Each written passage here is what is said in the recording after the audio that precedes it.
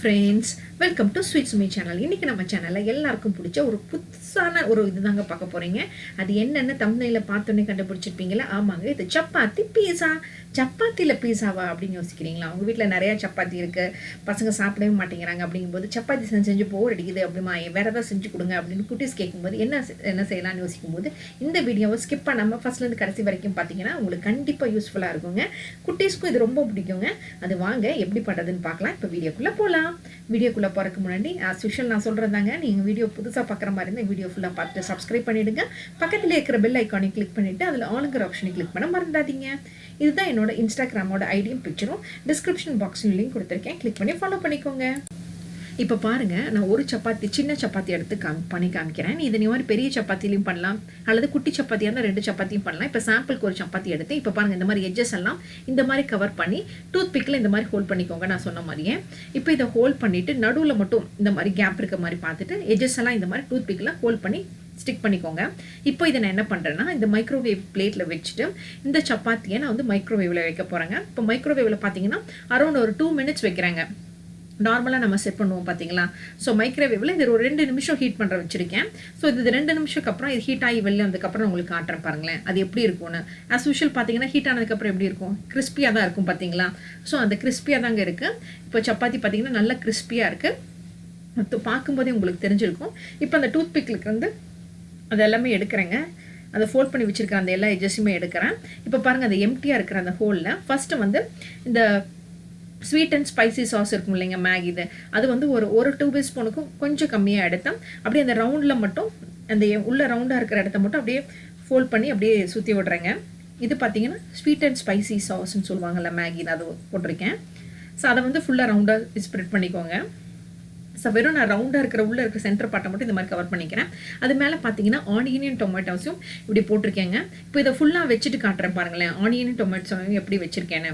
ஒரே ஒரு ஆனியனையும் ஒரே ஒரு டொமேட்டோஸையும் சுற்றி வைக்கிறேங்க. ஸோ அதை நான் ஃபுல்லாக வச்சுட்டு காட்டுறேன் உங்களுக்கு. இப்போ பாருங்கள், ஆனியனும் டொமேட்டோஸும் இப்படி வச்சுட்டேன். அது மேலே பார்த்தீங்கன்னா இந்த மாதிரி மொசரல்லா சீஸ்ன்னு சொல்லுவாங்கள்ல, அது நிறைய போட்டுக்கோங்க. சீஸியாக இருந்தால் குட்டீஸ் நல்லா விரும்பி சாப்பிடுவாங்க இல்லைங்களா. இது ஒரு ஈவினிங் ஸ்நாக்ஸாகவும் கூட கொடுக்கலாம் பசங்களுக்கு. ஸோ இந்த மாதிரி மொசரல்லா சீஸை ஃபுல்லாக ஸ்ப்ரெட் பண்ணி போடுறாங்க. ஸோ இந்த மாதிரி சீஸை ஃபுல்லாக நான் ஸ்ப்ரெட் பண்ணி போட்டுட்டு அதுக்கு மேலே வந்து பார்த்தீங்கன்னா நான் வந்து ஆரியோகெனோஸ் அந்த இதெல்லாமே போட போகிறேங்க. அந்த பீஸாக்கு போடுவாங்கள்ல, அது எல்லாமே ஆட் பண்ண போகிறேன். ஸோ ஃபஸ்ட் வந்து ஒரு ஆனியன் எடுத்து போட்டிருக்கேன், ஒரு சின்ன டொமேட்டோஸை கட் பண்ணி போட்டு மேலே மொசரல்லா சீஸையும் போட்டிருக்கேங்க. அதுக்கு மேலே பார்த்தீங்கன்னா இப்போ என்ன போட போகிறேன்னு உங்களுக்கு காட்டுறேன்.